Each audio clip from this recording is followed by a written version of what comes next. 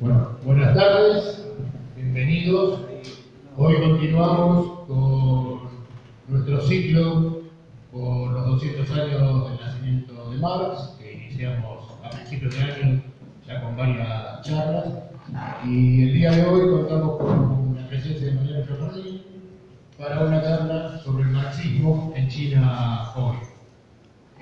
Este ciclo lo vamos a continuar, ya van a recibir la información, el 12 de septiembre, el martes 12 de septiembre, donde va a venir Patricio Brodsky a una charla sobre el capitalismo como genocidio. Y luego de esa charla va a estar saliendo, fines de septiembre, principios de octubre, un número especial de Cuadernos Marxistas por los 200 años del nacimiento de Marx. Así que vamos a hacer también una suerte de cierre de este ciclo con la presentación de la revista y la apertura del ciclo de presentaciones de la revista en una misma reunión, seguramente en el mes de octubre. Así que, bueno, bienvenidos y los dejo con Mariana. Sí, dejarme recordarles que el próximo sábado a las 2 de la tarde comenzamos una nueva edición del taller de formación política del CEFMA de 6 encuentros, que van a ser 6 sábados seguidos y el sábado que viene comenzamos. Miércoles 12. Miércoles 12 de septiembre. Entonces es martes 11. Ok. Es que teníamos la opción martes 11 o miércoles 12, pero los miércoles no podíamos. Martes 2, martes 11. Entonces, martes 11 de septiembre. Perfecto. Bueno, vayan. Bueno, muchas gracias. Buenas tardes. En primer lugar, quisiera decir o resaltar tanto el motivo, es decir, las razones que podrían ameritar una reflexión sobre marxismo y China, ¿no? Leo un párrafo, dice: el marxismo es como un amanecer espectacular que ilumina el camino de la humanidad en su exploración de las leyes históricas y en la búsqueda de su propia liberación.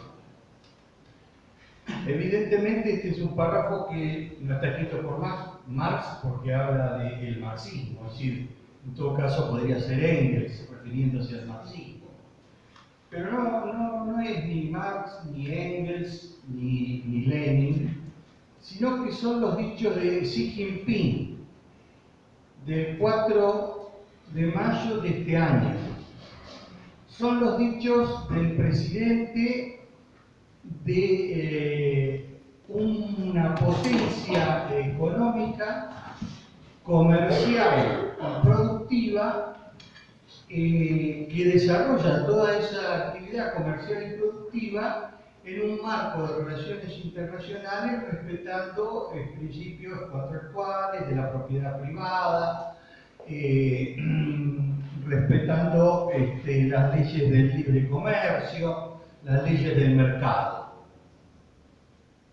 Yo creo que ya con esto nomás estaríamos demostrando la importancia de un tema para aquellos que se consideran marxistas o que les interesa saber qué es lo que dice el marxismo, o para aquellos a los que les interesa China. Es decir, ¿cómo es posible? ¿Cómo se resuelve esta apariencia de una tremenda contradicción? Otra cuestión demostrativa, y la última, digamos, porque ya creo que no se necesita existir mucho en el tema, estoy participando de una serie de 2 charlas que da un experto en el tema China, el doctor Maneno, que son sobre el enfrentamiento entre Estados Unidos, la guerra comercial, pero en la primera charla del otro día empezó la charla mostrando lo que había dicho un personaje muy relevante en las relaciones exteriores de Estados Unidos, y resumiendo después un párrafo del diario The que es uno de los dos principales con el Financial Times representantes o voceros de los grupos financieros internacionales.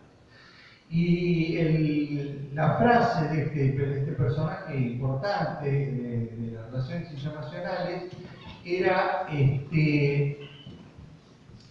no entendimos a China, ¿y ahora qué hacemos?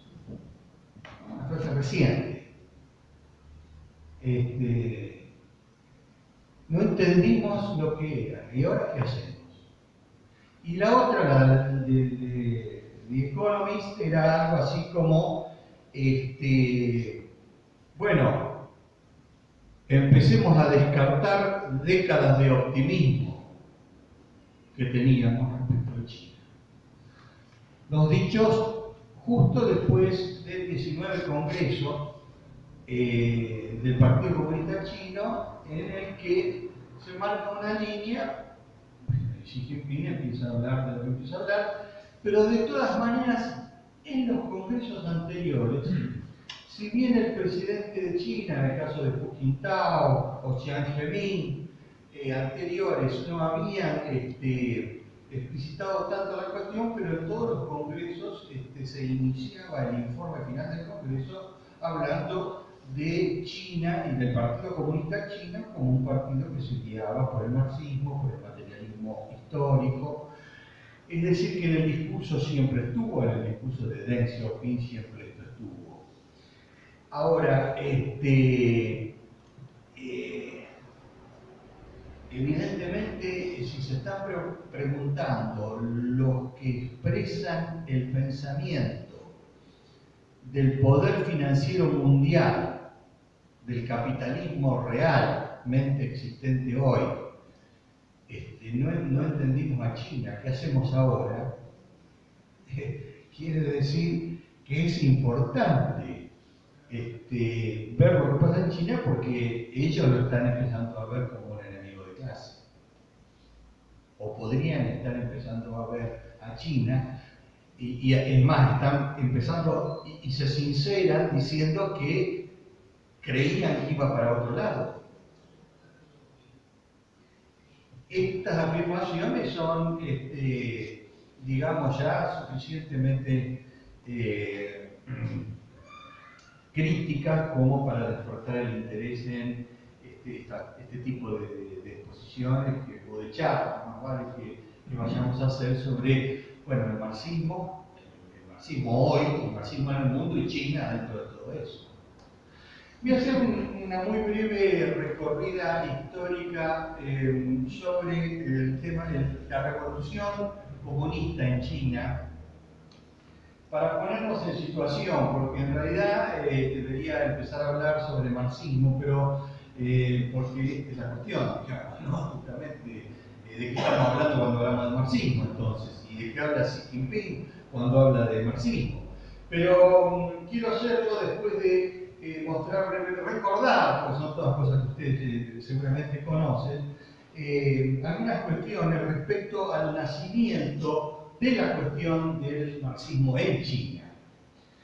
En 1917, cuando el grupo de leninistas asalta el Palacio de Invierno ahí en San Petersburgo, Petrogrado, se llama en ese momento, y empieza la revolución, pues prácticamente ahí es el paso inicial, en todo lo que después fue la Unión Soviética, que más o menos es esta línea, agarra todos los países llamados TAN, Kirguistán, Turkmenistán, y llega hasta la frontera con Polonia, digamos, ¿no? Ahora está separado como Federación Rusa. Cuando se desata ese movimiento en 1917, bueno, es conocida la historia por todos ustedes de que tienen que llegar a una paz acelerada con Alemania para que siga avanzando, se entrega una parte del territorio con la paz de Brest, Trotsky no quería, lo mandaron igual sin hacerla, se hizo la paz de Brest, empezaron las discusiones internas, hasta para dónde vamos, para un lado, para otro. Era todo un gran desorden, obviamente, pues se estaba dando vuelta el mundo momento, poniendo de cabeza las cuestiones por primera vez en la historia de la humanidad, se planteaba un gobierno no explotar a la gente, digamos. Sí, no es solamente una cuestión por primera vez dentro del capitalismo. Por primera vez desde que existía el Estado. El Estado se erigió como una institución de poder para someter de alguna forma de servidumbre, esclavitud, y el capitalismo, bueno, para someter en términos de sometimiento económico. Obviamente, una novedad histórica, una novedad no solo para los 500 años de capitalismo, sino para los 8.000 años de civilización, no podía más que generar una cantidad de interrogantes, de caminos, de discusiones que fueron ocurriendo, algunas muy cruentas, dolorosas, en el medio de un mundo que estaba en guerra. Incluso una de las problemáticas centrales fue, bueno, tenemos que producir. Y la producción es básicamente agrícola. Y nosotros necesitamos producir, y ahí es donde se resuelve esta cuestión del estalinismo, que fuerza la colectivización agraria. Bueno, ahí hay unas luchas tremendas internas de lo llamado de izquierda y de ortodoxia. No voy a repetir esto. En la colectivización murió mucha gente, incluso porque se cruzó con sequías, etcétera, etcétera.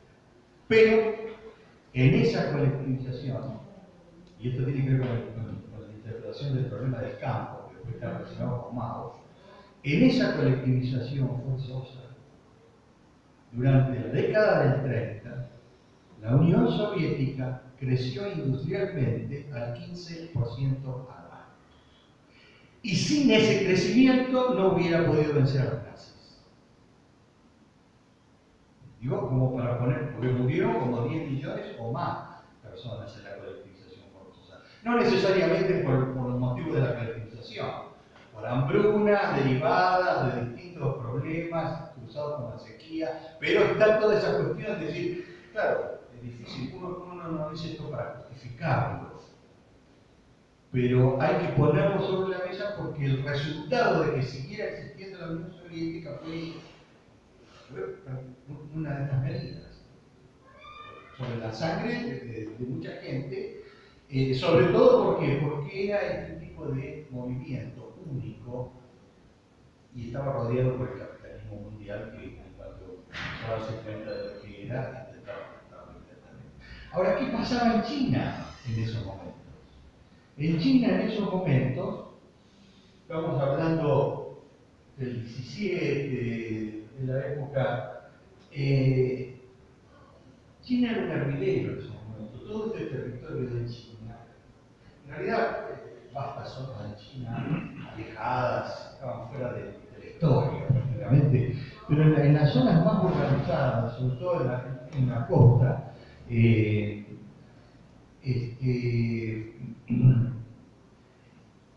había una situación permanente de batallas y de enfrentamientos.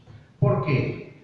Porque se había elegido el Kuomintang o el partido nacionalista que quería imponer la república frente a la caída de la dinastía Qing, digamos, que era la última dinastía. Pero la caída de la dinastía no había sido así una caída de una estructura, sino que había derivado en una vuelta a un cierto desorden feudal.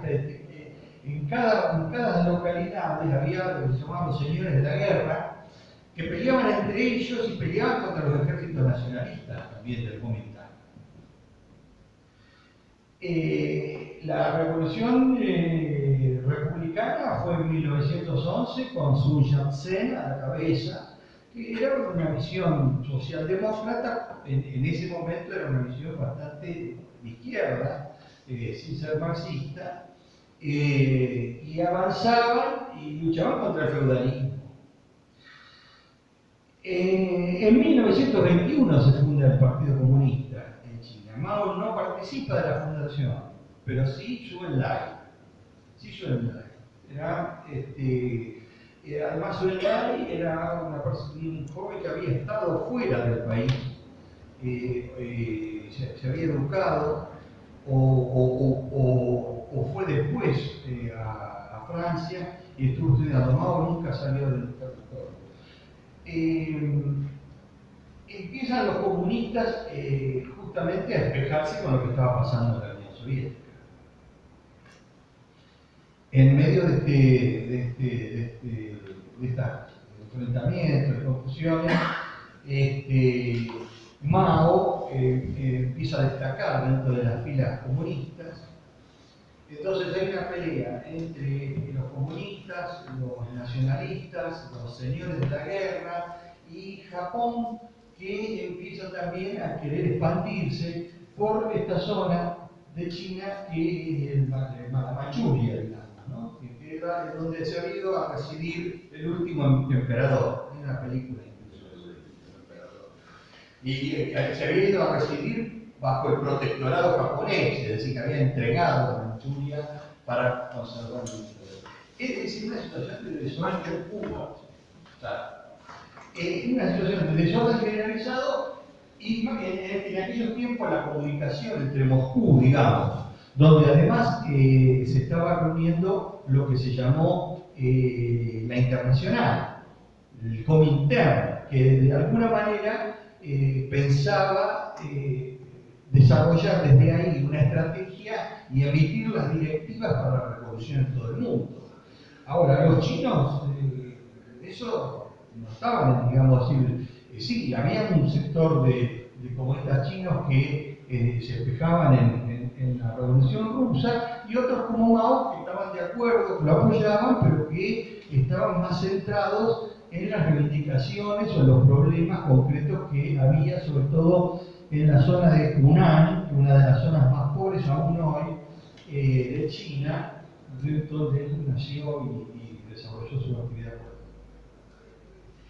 En esa situación es donde se dan todos esos entredichos entre recomendaciones que manda Stalin desde Moscú y cosas que salen mal, como fue, por ejemplo, y todas relacionadas con si el Partido Comunista Chino tenía que aliarse o no con el Kuomintang o Comintern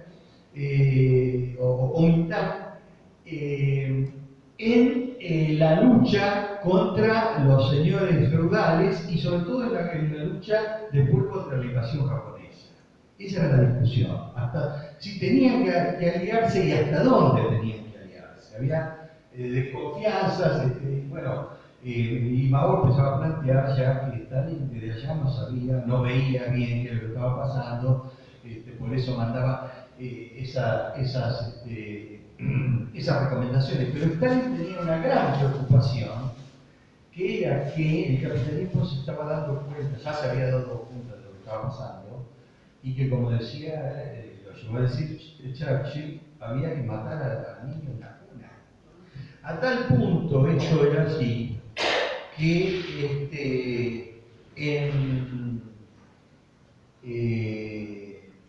1931, creo, no, en 1936, los japoneses, los italianos y los alemanes firman un pacto que se llama Pacto Anti-Internacional Comunista, Pacto Anticomunista en el 36, es decir, les leo por ejemplo algún párrafo del pacto que dice: el gobierno imperial de Japón y el gobierno de Alemania, teniendo en cuenta el hecho de que son objeto por la internacional comunista llamada Comintern, es la desintegración y la comisión de violencia contra los estados existentes por ejercicio de todos los medios humanos, estimando que la tolerancia a la injerencia de la internacional en los asuntos internos de las naciones no solo pone en peligro su paz interior y el bienestar, sino también amenaza la paz del mundo, etcétera, etcétera, deciden estrechar lazos para combatir a los comunistas donde sea. Así que ya con eso tenía una muestra de lo que se le venía encima. Stalin empieza a querer, cuando Stalin insiste en que Mao arregle con el Kuomintang, es para no abrir otro frente de lucha, teme abrir otro frente de lucha frente al temor de ingresar.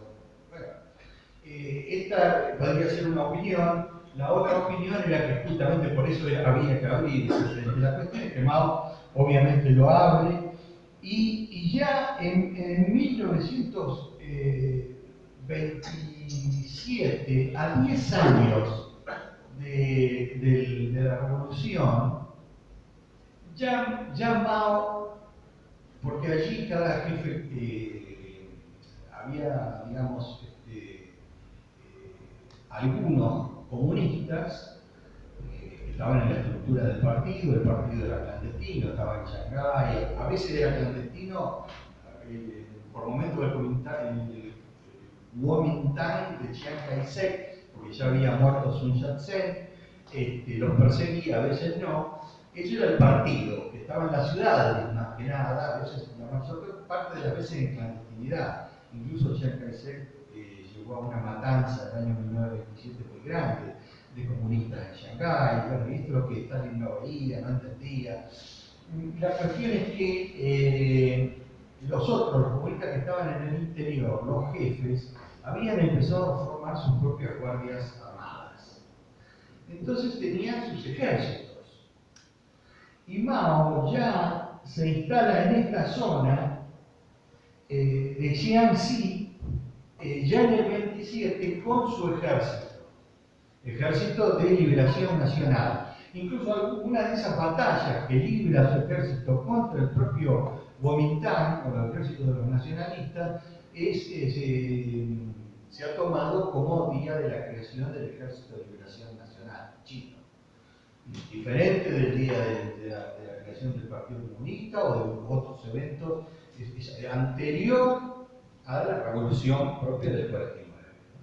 Pero porque, y en los lugares donde se establecían estos ejércitos de jefes comunistas, había que gobernar esa zona, porque en realidad eran ejércitos de campesinos, había que subsistir y vivir, y lo llamaban soviets a esas gobernaciones. Es decir, que es prácticamente un nacimiento, un desprendimiento casi simultáneo, si ustedes quieren, en términos históricos, de lo que está pasando en la Unión Soviética y cómo se transmite al territorio chino. Es decir, que desde el 17 en adelante pasa algo muy importante en toda esta área del mundo. En toda esta área del mundo. Por supuesto que están las nacionalidades marcadas, sobre todo la de China respecto de lo que es la Unión Soviética. ¿No? La Unión Soviética pasó con muchas nacionalidades metiéndolas dentro de la Federación. La China siguió siendo un país distinto y siguieron habiendo enfrentamientos y desconfianzas, incluso enfrentamientos grandes a lo largo de la historia, incluso enfrentamientos grandes. En 1969 hubo hasta una pequeña guerra aquí, en esta zona, por una cuestión limítrofe, donde murieron, según dice la crónica histórica, murieron 100 chinos y 40 rusos, digamos, ¿no? Una pequeña guerra, pero fue un enfrentamiento real de Fuerzas Armadas con muertos.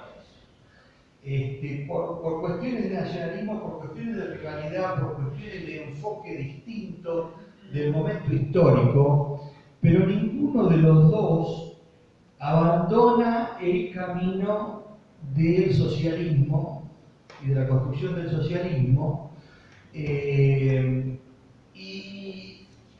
si bien, de hecho, los dos apoyan de distintas maneras, pero apoyan al fin a la República Democrática de Vietnam en su lucha por unificar Vietnam del Norte con Vietnam del Sur. Después China tiene sus problemas también con Vietnam, pero hay un apoyo mutuo, es decir, hay una confusión comunista. Hay una confusión comunista. Visto en perspectiva, digamos, en aquellos momentos parecían enfrentamientos centrales, pero visto en perspectiva, eran discrepancias y similitudes dentro de un proceso que se puede entender como proceso único. Yo creo que una de las claves, una de las propuestas es, bueno, entender que algo pasó no solo en la Unión Soviética, sino que de distinta manera y expresándose de distinta manera, algo pasó en Asia, o en la parte, en el corazón de Asia, que va desde la frontera europea hasta la costa oriental. El desarrollo de ese movimiento que por momentos fue anárquico y que tuvo confrontación interna, es un movimiento como integral, digamos. Es un movimiento integral. Después, por supuesto, Vietnam se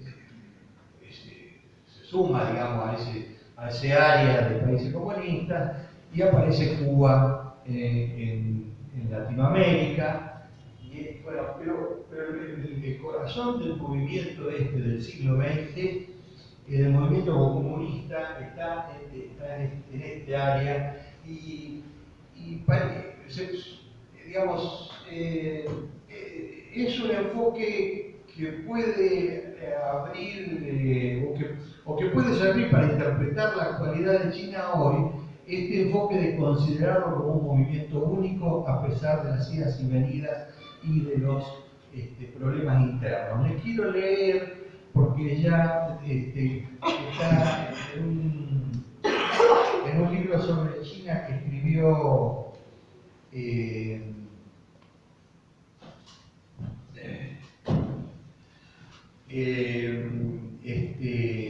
este hombre Kissinger, que fue en uno de los momentos más álgidos del enfrentamiento entre China y la URSS, quisieron aprovecharse para meterse en el medio, y ahí Nixon y Kissinger, que demostró haber sido muy hábil en estas cosas, inmediatamente se metieron, hasta donde pudieron, pero mucho más allá no pudieron.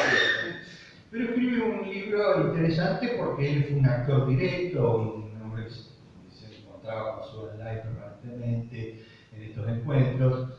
Dice, un informe de 1985 de la CIA decía que China maniobraba en el Triángulo, estableciendo unos vínculos más estrechos con la Unión Soviética, 1985. Ya más estrecho con la Unión Soviética, a través de una serie de reuniones de alto nivel y de intercambios entre partidos comunistas de nivel y frecuencia protocolaria que no se habían producido desde la ruptura entre chinos y soviéticos. El análisis precisaba que los dirigentes chinos volvían a referirse a sus homólogos soviéticos llamándolos camaradas, y que calificaban de socialista, en oposición a revisionista, a la Unión Soviética. ¿No? Yo no sé si Kissinger, bueno, cuánto sabría Kissinger de China, pero de la CIA seguro que sabía mucho, seguro que ese informe es así. Ya en el 85, ustedes vean, estando todavía, decir, algunas cuestiones de diferencias entre la Unión Soviética y China ya venían volviendo a reencontrarse. Por supuesto, este reencuentro no pudo hacerse porque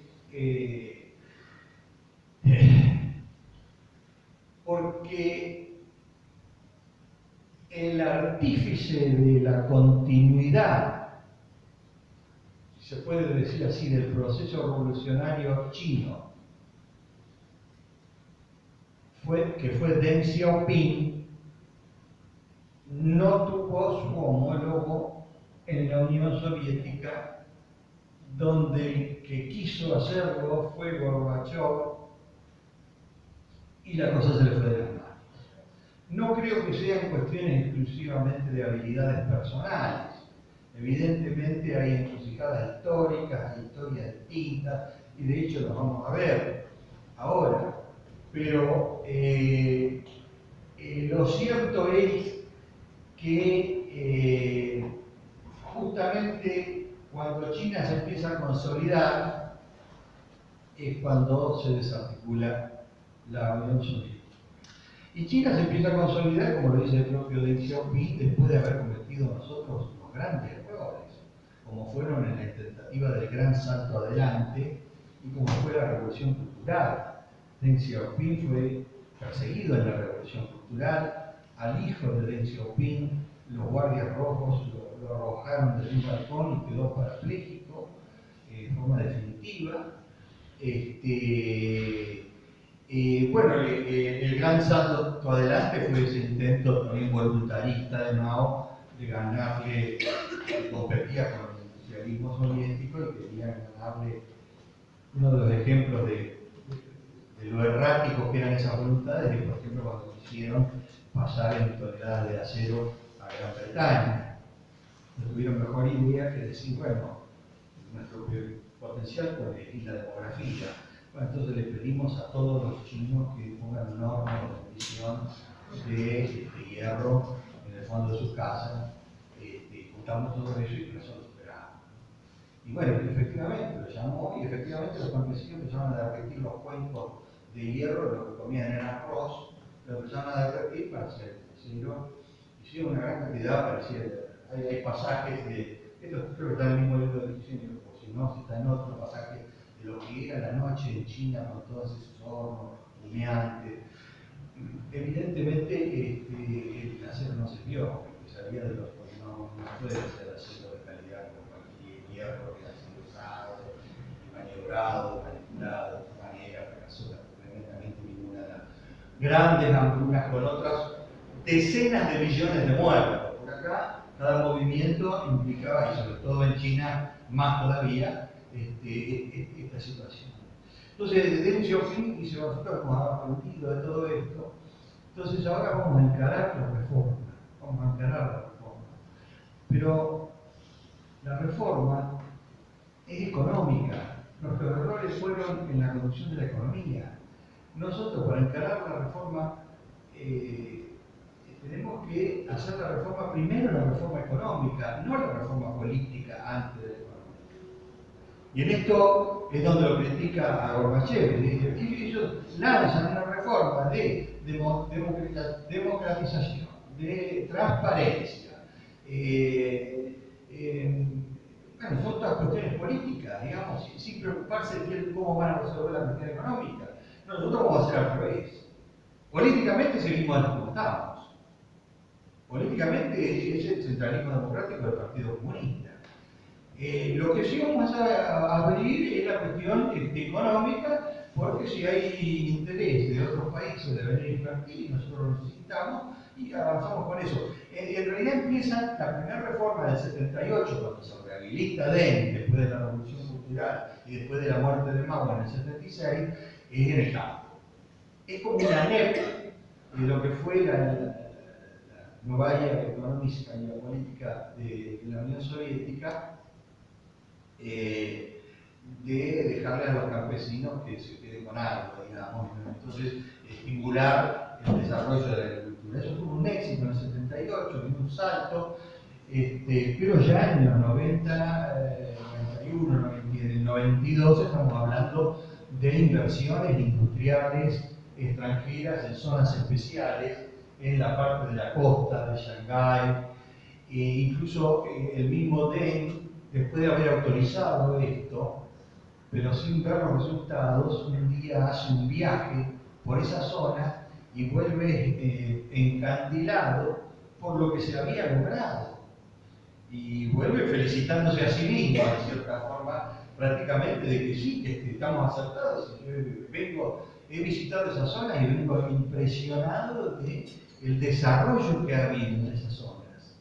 Entonces, sigue planteando esta línea, y esta línea de él es la línea que se mantiene hasta ahora. Por resumirlo, porque no nos vamos a ir mucho, y yo quiero mostrarles, antes de terminar la charla, quiero mostrarles un poco la cuestión del marxismo, digamos, ¿no? En todo esto, porque sí, bueno, esta es la historia muy resumida, muy esquemática. Lamentablemente no podemos expandir por ahí, se hubiera necesitado varias charlas para ir viendo esto más minuciosamente. Pero esto es más o menos la historia grandes trazos. Ahora, ¿qué pasa con China? Desde el punto de vista marxista, marxismo es dialéctica. Marxismo es hegelianismo. Yo no voy a cometer la salvajada de pedirle a ustedes que vayan a leer la lógica de Hegel o la fenomenología del espíritu a la altura de la circunstancia, porque además es de mala persona, porque eso es inentendible, digamos, ¿no? Hay que acercarse en todo caso, por ahí hay gente que lo ha hecho, pero demanda mucho tiempo de vida entrar a esos textos. Pero se puede leer por el costado, con gente que los ha leído bien y los ha interpretado. Pero si uno no entiende a Hegel, uno no entiende a Marx. Lenin lo leyó bien. Lenin lo leyó bien, y en lo que se llama escritos filosóficos, en realidad escritos filosóficos de Lenin son los apuntes que sacó cuando leyó la lógica. Y entonces va leyendo la parte de la lógica del ser, y hace apunte, la lógica de la esencia, y hace apunte de la lógica del concepto. Pero ¿a qué me refiero con esto porque si no, nosotros tenemos ejemplos de que no hemos pasado, pero hemos pasado tiempo y tiempo discutiendo sobre el tema de la estructura y la superestructura, por ejemplo. ¿Qué es lo determinante? ¿Qué es lo que determina? ¿Qué es lo que...? Hasta la locura de Althusser, que finalmente se demostró que estaba loco, no por ello dejó de hacer bastante daño, porque en realidad lo que creíamos que era marxismo era estructuralismo disfrazado, que viene con que, bueno, si no lo podemos resolver con quién determina quién, hablemos de una sobredeterminación. O sea, bueno, entonces, ¿quién soy? Y lo otro no sobre. ¿Cuál es el problema de estructura si la estructura económica determina la superestructura ideológica política? Pero entonces, si yo saco una ley contra los impuestos o a favor de los impuestos, estoy incidiendo en la estructura económica. Entonces, ¿por qué están? Porque es lo mismo la estructura y la superestructura. Y a su vez, es absolutamente lo contrario. ¿Me entendieron? ¿No me entendieron? Bueno, lean Hegel. ¿Por qué eso es dialéctica? Porque está en movimiento. Nosotros, el pensamiento moderno, está acostumbrado a la cosa, a la cosista, al pensamiento cosista, mecánico. Y en realidad no hay sustancia, hay movimiento. Entonces cuando Marx no se va a detener en explicar esto, porque él venía del grupo de hegelianos, donde esto se da por sabido. Cuando Marx habla de estos conceptos de la pasada, está diciendo esto. Ojo, porque esto es muy importante. Es muy importante porque en todo caso son momentos en los que el sujeto se separa del objeto para poner una distancia, pero en realidad es lo mismo. ¿Por qué? Porque son los seres humanos. En última instancia, la estructura son los seres humanos que trabajan porque las herramientas solas no hacen nada, y la superestructura son los seres humanos que piensan, luchan y pelean el mismo tiempo, tal vez en el mismo momento. Es decir que, pero no es lo mismo. ¿Por qué? Porque hay diferencias que se pueden marcar y que se contraponen, lo mismo que las fuerzas productivas y las relaciones de producción. ¿Puede haber fuerza productiva sin relación de producción? Y no, si el hombre nace en comunidad. Y cuando produce en conjunto. Hasta en la horda primitiva había un cierto reparto de unas ciertas relaciones de quién se hacía cargo de una cosa o de la otra.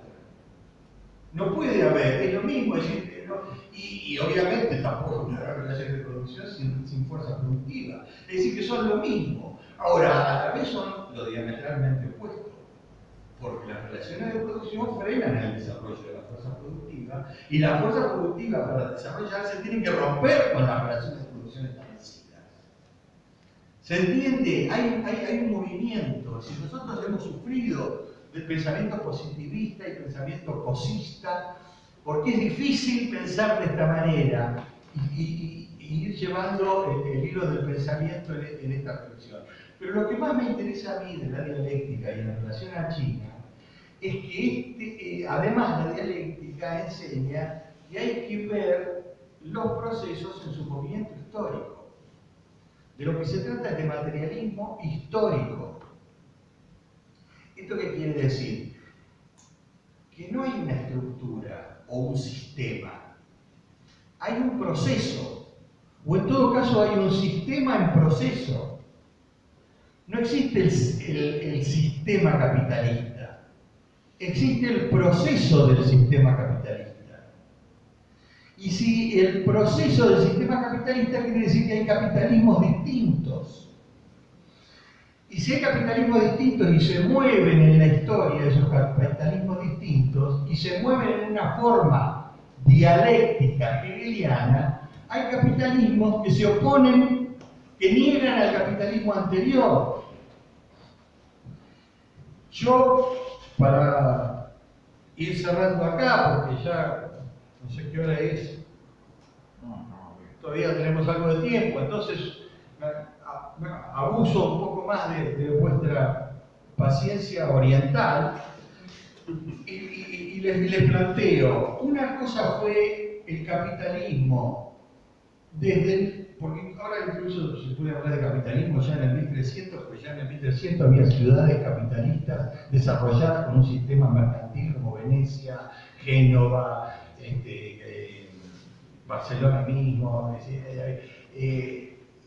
y nunca más se cayeron, es decir, que ahí empezó el sistema, digamos, no es que fueron una excepción, después vino el feudalismo de nuevo, no. Ahí se inicia, digamos, un proceso en el medio, en el corazón de un ámbito feudal, pero ya está la muestra del sistema. Desde el 1300, aproximadamente 1860, vamos a decirle 1870, hubo una gran crisis de precios. El capitalismo que se desarrolló no tenía nada que ver con el capitalismo que nosotros vivimos. Porque ese capitalismo que se llamó de la acumulación originaria no tenía obreros trabajando para sacarles plusvalía. La burguesía no se forma poniendo una fábrica, la burguesía se forma comerciando. La burguesía se forma yendo a China a comprar seda, no sé si les suena, en la ruta de la seda, van a China, compran seda, no importa cuál es el valor de esa seda, ni a quién explotaron los chinos para producirla.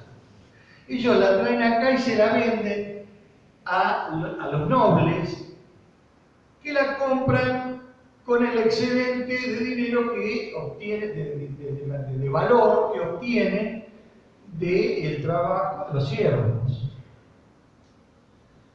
Y ahí se forma el capital. Es decir, en una forma estafatoria.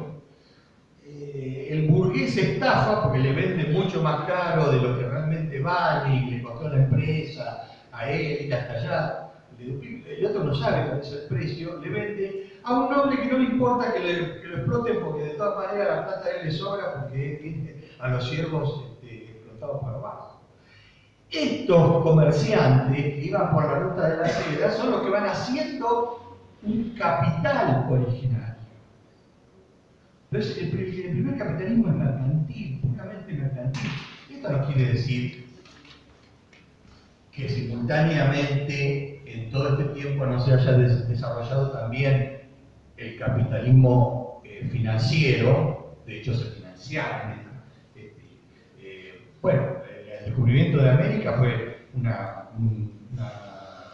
campaña financiera, una campaña económica financiada. La financia los Reyes Católicos como una empresa, con cierto riesgo, existía.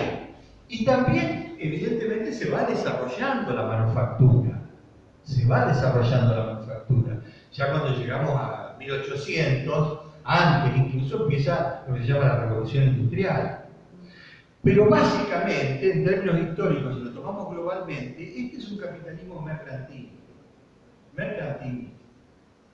Y así se forma el imperio inglés neocolonial, que es un básicamente mercantilista, que saca mucho más ganancia de la compra y venta que de la renta financiera o que de el escaso valor, plusvalor del escaso desarrollo de la manufactura.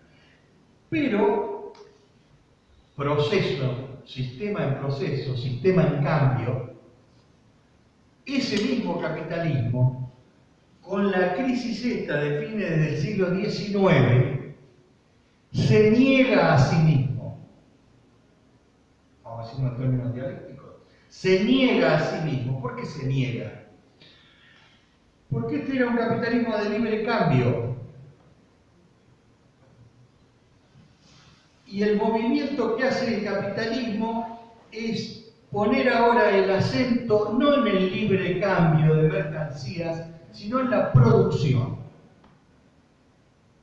Porque las fuerzas productivas dan y exigen que se desarrolle eso, saca mucho más de la plusvalía. Este es el que nosotros entendimos, claramente. Saca de la plusvalía, más por el desarrollo del fordismo, por el desarrollo de las formas de producción, saca más. No deja de ganar con el comercio. Pero ya no es lo comercial la fuerza paradigmática del capital. Por supuesto que también se desarrolla lo financiero. De hecho, Hobson y Hilferding, que son los que más escriben sobre esta nueva etapa que Lenin la va a descubrir y la va a llamar imperialismo, pone mucho el acento sobre lo financiero. Pero en realidad, lo más importante del cambio está en que aparece el capitalismo, el industrialismo. El siglo XX, y con Perón, y con Roosevelt, fue el siglo del desarrollo industrial, del desarrollismo, del industrialismo, del keynesianismo como desarrollo, es decir, de la plusvalía. Luego la masa de capital más fuerte era la plusvalía. Y también estaba la diferencia en los términos de intercambio, porque los países imperialistas frente a los países dependientes, además de sacarle la plusvalía a sus propios obreros en sus casas matrices, le sacaban la plusvalía a los obreros de los países dependientes y además cobraban royalties y patentes, es decir, había una relación, ahí aparece la dependencia, digamos, ¿no? La cuestión de la dependencia de los países dependientes del imperialismo, pero además dentro de los países desarrollados, lo fundamental es la industria, la producción industrial. Y eso niega el libre cambio porque esa producción es monopolista. El imperialismo es el capitalismo monopolista de Estado. Es decir, este capitalismo que se desarrolla acá, este industrialismo, lo que hace es, en cada rama de la industria, se juntan los más poderosos y la dominan. Y al dominar estas ramas de la industria manejan el Estado Nacional, los distintos pulpos productivos, que es el famoso tema del Rockefeller con Standard Oil, General Motors, las grandes empresas. Entonces es monopolista. Ahí está el movimiento de negación contra los liberales, contra el liberalismo comercial inicial. Ese es el movimiento dialéctico dentro del mismo sistema. Y ahí la contradicción era liberación y dependencia para nosotros, por ejemplo. No había otra salida. Estaba el país imperialista y el país dependiente. El país imperialista y el país dependiente. Y se daba esta relación que yo les acabo de comentar. Pero en la dialéctica las cosas siempre son tres. Aunque algunos hegelólogos y dialectólogos digan que eso de la síntesis, antítesis y síntesis es una simplificación. Bueno, será una simplificación. Pero el ponerse, el negarse y la negación de la negación no es ninguna simplificación, es dialéctica pura y mezclada. Si hay una negación, esta negación se vuelve a negar. Y entonces ustedes dirán, bueno, entonces volvimos al punto de partida. No, porque en la negación, en términos dialécticos, aufheben, y encontrarnos en un idioma especial, ¿no? Un idioma que tenía que ser el alemán, ¿no? Una misma palabra quiere decir suprimir y conservar a la vez. Aufheben quiere decir suprimir y también quiere decir conservar. Hegel estaba chocho con esa palabra, porque le servía para decir lo que él quería decir y que parece un contrasentido. Entonces la negación dialéctica no elimina, sino que contiene, en cierta forma sintetiza, no se vuelve al punto de partida. Hay como algo que parece que vuelve al punto de partida, pero lo pone en otro nivel. Entonces, este capitalismo industrialista que había negado al mercantilista es a su vez negado por el capitalismo financiero.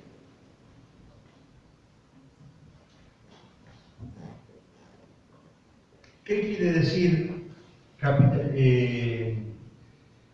negado por el capitalismo financiero? Quiere decir que en un momento determinado el capitalismo productivista, ese industrialista que había dado gran desarrollo, incluso el desarrollo durante la guerra y después de la guerra, empieza a, bueno, ahí se plantea el problema, no, ya, eso sí no lo podemos abordar ahora acá, de la tendencia decreciente de la tasa de ganancia, no encuentran salida, eso le genera a Estados Unidos la crisis de 1971, cuando tiene que romper con Bretton Woods y desanclar el dólar del oro, porque necesitan ¿qué? ¿Qué necesita el capitalismo que se está buscando? Fabricar dinero. Y vos no podés fabricar dinero si tenés que tener una relación con un metal que no lo podés fabricar. Entonces corta la decisión de Nixon esta de que la Reserva Federal pueda emitir sin respaldo. Y cuando los europeos se apuran a ir a pedir el oro porque se dan cuenta de que esto, los norteamericanos dicen que no se lo da. Esto para financiar la guerra de Vietnam, etc. Entonces, el dinero, esta es la etapa que estamos viviendo del capital. La etapa de crear dinero en papeles. Porque es la etapa que le permite al capital no desaparecer definitivamente, no entrar en la crisis definitiva. Pero es una crisis en sí misma. El financiarismo es una crisis en sí misma, porque el financiarismo es patear para adelante una crisis. Es decir, es usar producción, usar como valor una producción que no ha sido producida todavía. Como vender una vaca, pero además vender los terneros que no han nacido como valor y ponerlo en una bolsa para que jueguen en la oferta y la demanda. Eso es una ficción típica del último momento, del final del momento de un sistema, porque esto es una cosa muy patética, muy degradante. Lo financiero niega lo productivo porque es parasitario, justamente no apuesta al trabajo. Ahí está la negación de la negación. Y entonces, pero ¿se puede producir absolutamente de la nada dinero sin que nadie produzca algo? No, sí están los que producen. Son los chinos. Los chinos son los que producen. Para hacer este movimiento financiero tuvieron que mandar el parque industrial a un lugar que el único lugar digamos, donde podía continuar la producción en esas magnitudes en que se venía produciendo. Ensayaron primero con Made in Taiwan, después con Made in Corea, pero eso no alcanzaba. Se extinguía, es decir, para dar ese salto a la financiarización, había que pasar en masa el corazón de la producción industrial a un país que garantizara sueldos más bajos que los que habían obtenido los obreros en el estado de bienestar y un orden institucional. Pero no en pequeñas cantidades, se necesitaba algo grande, tipo 1.000 millones de personas. Eso fue China. ¿Y qué les negoció Deng?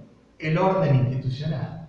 Así que ustedes necesitan que se produzca con orden institucional. Bueno, venga, acá orden va a haber. Te lo demuestro con Tiananmen, incluso si querés. Acá orden va a haber. De paso, justo ese día estaba Gorbachev ahí. En el día de la plaza de Tiananmen estaba Gorbachev molestando un poco la revuelta estudiantil, fue para aprovechar eso, ¿no? Pero prácticamente sí, el peludo de regalo que llegó ese día. Pero bueno, la cuestión es, ustedes quieren orden, bueno, nosotros les damos orden. Pero no relación país imperialista, país dependiente. ¿Eh? No. Nosotros ponemos las reglas de cuánto es lo que ustedes van a llevar y cuánto es lo que tiene que venir al Estado chino.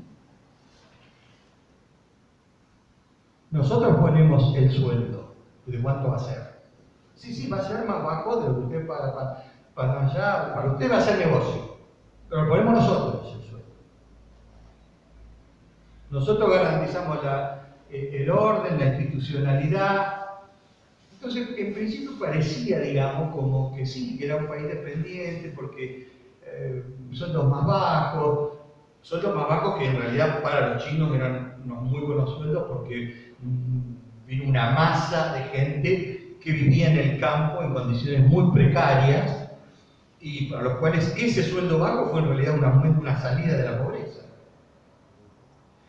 Así que se puede decir, si lo tomamos en estos términos, se puede decir que los chinos sacaron en los últimos años 800 millones de personas de la pobreza. 800 millones de personas sacaron de la pobreza. Estas son cifras reales mundiales, no pequeñas cuestiones incidentales. Esto altera la cuestión demográfica mundial, del consumo, de todo lo que sea.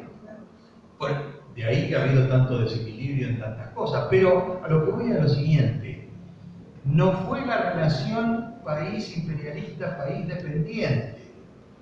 Fue una relación donde el comunismo, representado por el Partido Comunista Chino, encuentra una brecha en la que plantarse frente a un sistema que está pidiendo la toalla en forma desesperada, que es el sistema capitalista. Y mete una brecha. Y bueno, por eso dicen ahora no nos dimos cuenta. ¿Y ahora qué hacemos? Pero Deng Xiaoping, desde el 78 que viene diciendo, ojo, que nosotros somos marxistas, leninistas, que acá lo importante es elevar el nivel de vida del pueblo, que el único destino de todo esto es el socialismo.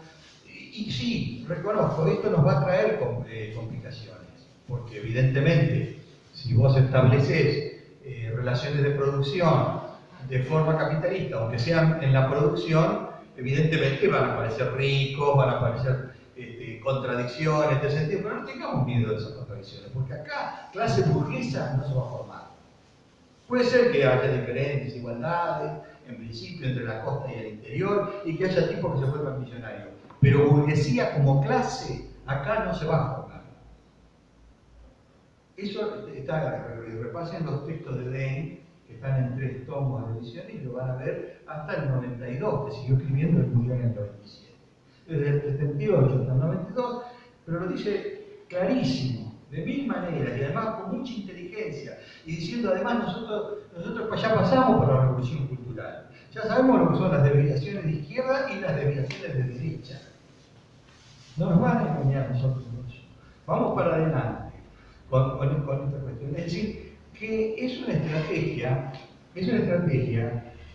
en la que China es revolucionaria porque es productiva, porque ahí está la producción, frente que se opone a la estrategia financierista del capitalismo real hoy. Hoy el capitalismo real, el nodo, el corazón del capitalismo, es lo financiero, no lo productivo. Sí sigue habiendo capitalismo productivo, pero lo paradigmático, el que maneja la estrategia general del capital son los bancos que son dueños de las empresas. No es como antes el capitalismo, el imperialismo, donde las grandes empresas pedían crédito a bancos. No, ahora los bancos son los dueños de las empresas y quieren, tienen proyectos estratégicos globales. Esos proyectos estratégicos globales chocan contra la estrategia productiva de China. Chocan contra la estrategia de la ruta de la seda, chocan contra la estrategia de desarrollar las infraestructuras en todos los países, sí, para el aprovisionamiento de materias primas. Es cierto, pero en primer lugar, desarrolla infraestructuras que son imprescindibles para esos países. En segundo lugar, eso está relacionado con la producción. Eso es producción y consumo. No es una cuestión, no hay que poner por delante la primarización o reprimarización, sino qué distancia hay entre ese juego comercial, productivo y de desarrollo de la infraestructura para seguir produciendo y la estrategia del capital financiero, que es venir a prestarte dinero para cambiarlo por tu moneda, esperar que se devalúe, volver a cambiarlo y llevárselo. Ahí no hay ningún desarrollo de infraestructura. No hay por eso el problema, por eso acá en Argentina con Macri, salta, y en Brasil con Odebrecht, salta por el lado de las constructoras y las relaciones con una estrategia donde hay muchas empresas chinas involucradas. Al capital industrial, al capital financiero, al capitalismo real hoy, eso no le interesa, es un obstáculo, es una pérdida de tiempo.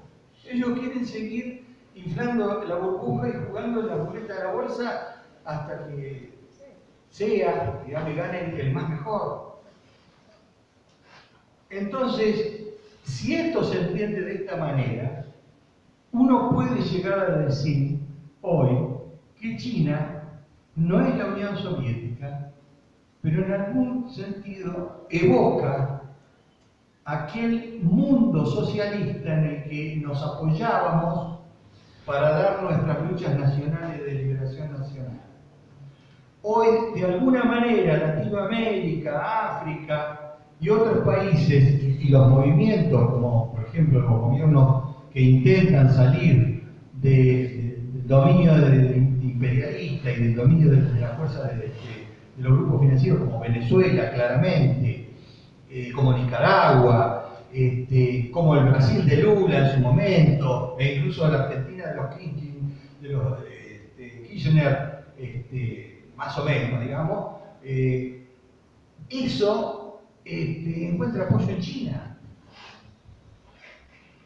Es decir, que la línea marxista, si se entiende desde un punto de vista dialéctico, si no se repite a la contradicción, si uno pretende resolver la cuestión con una contradicción, poniendo como contradicción liberación o dependencia, no va a encajar, digamos, en este modelo, porque esa es una contradicción contra el capitalismo del segundo momento. Ahora la contradicción, por hablar de contradicciones principales y secundarias, según el conocidísimo, la conocidísima conferencia de Mao, que hablaba de estas dos cosas justamente, hoy la contradicción principal es la contradicción contra el capital financiero. Y todo lo que podamos desarrollar en función de desarrollar la fuerza productiva, de desarrollar la producción, por supuesto sostenible, por supuesto sin renunciar a las cuestiones del medio ambiente, cosa que el nuevo gobierno de China está poniendo por delante ahora. Basta de corrupción y basta de intoxicación del medio. Todo lo que se puede hacer en ese sentido hoy es marxista, hoy es revolucionario, porque afecta, le pega, socava y empuja a la disolución a ese núcleo fantasmal, pero dañino, tremendamente dañino del capital usurario, del capital especulativo, del capitalismo de casino, de la ruleta.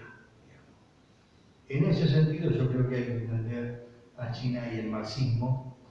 Obviamente ya se habrán dado cuenta ustedes que esto abre 25 millones de cuestiones para seguir trabajando, pero bueno, a lo mejor con el SESMA ideamos para un próximo ciclo un distinto armado de charlas donde pueda haber más espacio para extenderse en alguna de las miles de temáticas que surgen de todo esto, que han surgido, y de interrogantes que ustedes les queden. De todas maneras, yo aquí termino, y si alguno de ustedes quiere hacer preguntas, por eso nos queda el tiempo todavía. Pero bueno, esto